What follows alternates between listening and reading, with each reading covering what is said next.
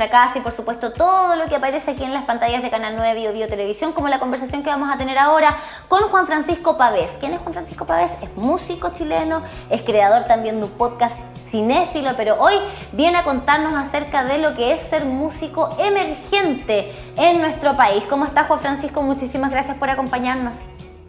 Hola Camila, muchas gracias por la invitación. Hola, te saluda Luis también por acá con un lindo fondo. Hola, Luis. De guitarras también. Qué lindas son sí. las guitarras, no solamente para adornar, sino para escucharlas también. Qué lindo el podcast también, dedicado yo creo que a muchos jóvenes, a muchos adolescentes, a muchos adultos también que tienen ganas de dedicarse a la música. Ya de en sí, dedicarse a la música en nuestro país es complicado. Me imagino que desde regiones se hace mucho más difícil, ¿o no? Mira, la verdad es que es un tema complejo porque, por ejemplo, Chile yo creo que es un país súper centralizado donde efectivamente está todo muy concentrado en Santiago, pero en regiones yo me he topado, sobre todo ahora por el libro, que hay una cantidad de músicos, pero es que es descomunal en regiones. Bueno, de hecho Concepción es la cuna del rock en Chile, así que yo te diría que de a poquito se está abriendo todo para que haya muchos músicos de regiones. Claro que sí, la idea es que fomentemos la música, ¿cierto?, a nivel nacional, porque claro, Concepción considerada la cuna del rock, pero la cuna de la música en general, y me imagino que nosotros hemos conocido acá en el Matinal músicos de todas las regiones del país y de verdad que hay muchísimo talento, hay muchísimas ganas, pero de repente lo que faltan, no sé si serán las oportunidades o la información adecuada, Juan Francisco. ¿Cuál es el análisis que haces tú? De hecho, en mi podcast hace un par de semanas subí un capítulo de eso. Yo creo que en Chile tienen que cambiar muchas cosas para que la música surja como industria. Y va desde la educación de los niños del colegio, va desde el apoyo mental, digamos, con el tema de los fondos, el tema de la mentalidad del chileno, que se entiende a pensar que la música más que nada como un hobby, como un recreo. De hecho, en mi libro sale, ¿cachai? Dicen que ahí le preguntan de qué viven, ¿cachai? Como que no se tiene la noción quizás tanto de la música como profesión y como oficio. Entonces, como te digo, tienen que cambiar muchas cosas desde la cobertura de medios, desde los fondos concursables, pero yo creo que es muy importante la educación de los niños del colegio. Sí, el colegio, bueno, sabemos que hay talleres, hay algunos cursos, qué sé yo. Hay profesores que se dedican también a formar bandas. Pero no sé si con el ánimo de formar o de crear músicos, sino que tal vez para generar habilidades también distintas en los adolescentes. ¿Cuánto de eso hay hoy día en nuestro país haciendo una diferencia entre la formación, digamos, como de conocimiento general, de generar una habilidad, a preparar músicos ya que se dediquen en escenario, a vivir de ello? Claro, lo que pasa es que, bueno, en mi libro también sale que lamentablemente yo creo que los chilenos somos muy incultos musicalmente. Entonces, si bien en los colegios hay como una suerte de preparación, como talleres, acercamientos, pero no se trata con la rigurosidad de que se debería tratar la música como disciplina, digamos. O sea, la música no es más o menos que el derecho, que que el periodismo, que la medicina. Entonces yo creo que falta un poquito de eso. Y claro, mi libro apunta un poco a eso, como la guía de supervivencia en el fondo, los que lo lean ojalá paguen los menos noviciados posibles, ¿cachai? Tanto en la industria como en la escuela de música, como en las tocatas, como haciendo clases, qué sé yo. Eso es como, a eso apunta, como a prepararnos de forma más integral para la industria de la música. Oye, Juan Francisco, bueno, y cuéntanos un poco también acerca de tus intereses como músico emergente. Tú te denominas a ti mismo como eterno músico emergente. ¿Por qué? Sí. ¿Por qué? Eterno músico emergente porque, bueno, yo no estudié música. Yo quería estudiar música, pero bueno, en mi casa no me dejaron por lo típico, el prejuicio de que vaya a vivir, qué sé yo. Y siempre he estado en bandas, pero siempre emergente, como te digo. Yo he tocado puertas, he tocado ventanas, he tocado paredes y no, pues, emergente. Entonces, cuando escribí el libro, lo escribí desde esa tribuna, el eterno músico emergente. Y yo cuando escribí el libro no sabía qué relevancia iba a tener, pero me he dado cuenta que mi historia es la del 99% de los músicos de Chile. Por eso es como, yo digo Chile país de músicos, pero de músicos todavía emergentes, todos, lamentablemente. Claro, yo creo que por ahí vamos, y de repente uno cuando conversa ya con músicos consagrados, casi todos cuentan lo difícil que fue. O sea, sin ir más lejos, Mon Laferte, por ejemplo, Mon Laferte que desde acá se fue casi con una mano por delante, la otra por atrás a México, a tocar en las calles, en el metro, y hoy día es no sé si hay algún adjetivo para calificarla, porque es tremenda lo que ha hecho. Se van repitiendo esas historias en nuestro país. Yo creo que es muy poco el artista que le fue fácil. Ahora, yo creo que ha habido una apertura un poquito, es lo que creo yo, una apertura un poquito mayor por los programas de talento que han existido, que tal vez ha sido un trampolín un poquito mayor, pero de ahí sacamos eso y seguimos con la misma ecuación, ¿o no? Claro, lo que pasa es que, bueno, los programas de talento, como los concursos de bandas, lo que hacen es como abrir pequeñas tribunas. Y cuando tú abres muchas tribunas, claro, ahí yo creo que hay un consumo mayor de música en Chile. Ahora, muchas veces los programas, por ejemplo, de talento, tienden a destinar las canciones que se hacen, que se lleva a música extranjera. De hecho, ahí se produce también una paradoja, porque al final el chileno sí consume música, pero consume poca música chilena. Y también es la paradoja porque en Chile está la tienda más grande de instrumentos de Latinoamérica, ¿cachai? Acá se hacen los festivales más grandes de Latinoamérica, pero el comportamiento del chileno siempre es a consumir música un poco extranjera. Entonces eso es lo que estamos tratando, digamos, de cambiar con el granito de arena. Sí, pues. Y en ese sentido tu granito de arena también va como una guía, pienso, para todos los que estén pensando dedicarse a la música de manera profesional.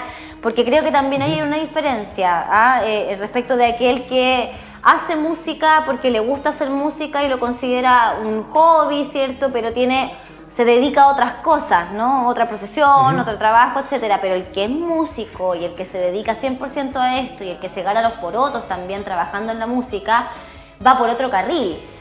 ¿A quién está orientado esto? ¿Al que le gusta la música nada más y quiere dedicarse a eso como un hobby, o para el que derechamente quiere hacer de esto su vida? Pensando en el ejemplo que ponía el Lucho también de la Mon Laferte, que llegó con una mano delante y la otra atrás, sin plata, llegó con una maleta nomás, contaba ella, ¿cierto? Tocando en la calle en México, peló el ajo fuera de las fronteras de nuestro país, donde no conocía a nadie, y ahí tú ves determinación también. Claro. Bueno, en mi libro, de hecho, también entrevisto músicos que están radicados en México, y como pasa en Chile, todos los que se van a México a tratar de hacer carrera también son poquitos los que sobresalen. Entonces, el logro que teníamos la FER para Chile, yo creo que merece una estatua en el centro de todas las ciudades, porque es muy difícil. O sea, hay una tendencia a creer que México es como una especie de tierra prometida, pero eso no es así. Hay muchos músicos que se devuelven o que hacen vida en México haciendo otras cosas muy parecidas en Chile. Y respecto a lo que tú me preguntabas, como de para quién estaba dirigido mi libro, de hecho es importante lo que tú dices, porque, por ejemplo, en mi libro entrevisto a Pablo Martínez, que él es baterista de sesión, y por ejemplo él no se puede dar el lujo de lesionarse, entonces él como baterista de sesión tiene que cuidarse. Él dice que ni siquiera anda tranquilo en bicicleta, lo cual dista mucho de músicos como yo, que tenemos banda y buena onda, pero yo no sé si no sé a qué le importará si yo me lesiono, digamos, y no puedo ir a un ensayo, ¿cachai? Entonces el libro está dirigido a todas esas personas, y yo me he dado cuenta con mucho orgullo que el libro también le llega mucho a los familiares de los músicos. O sea, le hizo muchos clic a mi mamá, le hizo muchos clic a mi familia, a mi polola, no sé, a amigos míos, así como que se están dando cuenta de lo que es ser músico, porque cuenta historias de tocatas, cómo funcionan las tocatas, cómo funciona la escena, todo, como te decía, todas las puertas, ventanas que uno toca. Entonces yo creo que un libro es súper transversal en eso. Fue como sin querer, la verdad, no pensé que podía tener esa segmentación, digamos, tan amplia. Oye, y dentro de esta conversación me imagino que has logrado identificar también cuáles han sido las inspiraciones de muchas de las bandas nacionales. Estoy pensando en unos Prisioneros, por ejemplo, que abrieron sin duda la puerta a la música en un momento también muy difícil en nuestro país, no solo por las temáticas que ellos abordaban, sino que también el hecho de hacer música ya es complicado. ¿Qué pasa desde ahí, desde la génesis, desde las inspiraciones? ¿Hacia dónde van? Esa es una pregunta súper compleja de responder, porque de hecho hubo como... En el año 90, cuando llegó a la democracia, de hecho, en un capítulo de mi podcast apareció un baterista de una banda punk chilena ochentera, que me contó historias que tocaban así en toques de guía, se los llevaban detenidos, volvían a tocar, historias así como muy cuáticas de escuchar. Y lo que él decía, y lo que el movimiento punk piensa a raíz después del año 90, es que hubo como un apagón cultural. él me lo expresaba como que se acabó el enemigo común, entonces hubo como un apagón cultural desde los 90. Porque claro, uno pensaría que después de 30 años de democracia, como que la escena emergente, la música, el arte, la cultura en general debería tener como un florecimiento un poco mayor, pero ahí hay un tema súper complejo de analizar que yo, cada vez que hablo con alguien, que entrevisto a alguien, me da como una visión distinta. Es algo que está en desarrollo y que he ido descubriendo de a poquito sin querer con los invitados del podcast, en verdad. Claro. Oye, cuéntanos de eso, pues de tu podcast también, porque estamos conversando acerca del libro, ¿cierto? Donde vas a encontrar esta guía para músico emergente, si eres uno o si eres una, ¿cierto? Acá está la alternativa, pero el podcast también, donde tienes la oportunidad de conversar, de desarrollar un poquito más en extenso estos temas. Uno, ¿cómo los puede escuchar? Sí, mira, lo que pasa es que, bueno, yo lancé el libro, lo lanzamos con Trayecto Editorial, ¿no es cierto?, en diciembre del 2020. Y el libro se vendió súper bien, fue como la novedad, qué sé yo, pero siguiendo mis propios consejos, digamos, de los entrevistados que tengo en el libro, yo dije, ya, pues tengo que hacer algo para que el libro se siga moviendo, porque, claro, es la novedad, qué sé yo, y como dice Pepe Lastarra en mi libro, tú te lanzas, a la semana ya estás un poquito en el olvido, y al mes ya no existes, ¿cachai? Entonces dije, ya, tengo que hacer algo, voy a hacer un podcast. Y la gracia del podcast es que he estado invitando a un músico de todos lados. Hay una especie de extensión del libro, porque, por ejemplo, este jueves sale un capítulo sobre redes sociales, ya tengo listo una persona que va a venir a hablar sobre fondos concursables, entonces estoy abarcando muchos temas que no se me ocurrió abarcar en el libro, o bien que quizás no estaban tan en la línea del libro. Por ejemplo, también ahora pronto va a salir un capítulo con dos amigos míos que van a contar solamente historias de tocatas, que va por un lado más anecdótico, que no sé si sea material tanto para un libro. Pero por eso lo estoy haciendo el podcast, digamos, lo voy a hacer, bueno, espero que para siempre, y el podcast siempre lo tiro por mi canal de YouTube, que es Juan Francisco Pavés, o también lo estoy promocionando harto por Instagram, que es Juan Francisco Pavés C, ya, y lo tiro por YouTube y Spotify. Oye, estaba analizando y pensando acerca del podcast, del libro, pero básicamente en el podcast, ¿quiénes son las personas que te van escuchando? ¿Son músicos en sí, jóvenes que quieren ser músicos o fanáticos de la música? Mira, sabes que por Instagram me ha hablado una cantidad de gente, me han hablado chicos de regiones que están empezando, me han hablado adolescentes que quieren su primera guitarra, me han hablado amigos, qué sé yo, o bueno, conocidos de más de 30 años que se animaron a armar una banda después del libro. Entonces el público ha sido súper transversal, como que no podría encasillarlo. Yo pensé que el libro era solamente como para aspirantes a músicos, pero me he dado cuenta que también con mucho orgullo digo que como que ha inspirado un poco a armar bandas. Buena. Eso al final es lo que yo pretendo, al menos, que no se trata de competir. Hay como una tendencia de que uno quiere crecer creciendo. Yo quiero un ambiente chileno donde haya mucha música de todos los estilos, la música como lenguaje absolutamente universal. Entonces la invitación también un poco a esa, como a sacar prejuicios y atesorar lo que tenemos en Chile, porque para mí Chile es un país de músicos, hay una cantidad de músicos, pero es que innumerables.